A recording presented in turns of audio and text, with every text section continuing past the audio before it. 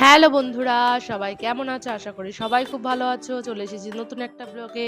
দেখো রেডি হয়ে চলে এসেছি। আমার বাবার বন্ধু বিকাশ কাকু আছে। তো ওনার বাড়িতে নারায়ণ পুজো।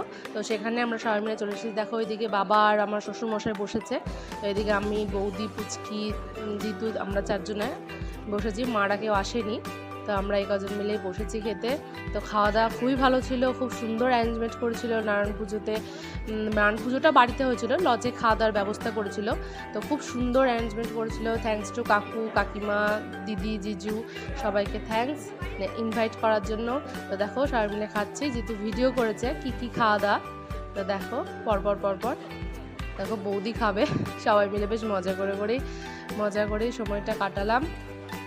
তো ভিডিওগুলো পরপর দিচ্ছি, তো কেমন লাগছে মিনি ব্লগগুলো অবশ্যই জানিও। তো দেখো দেখতে টাটা, সবাই ভালো থেকো, সুস্থ থেকো।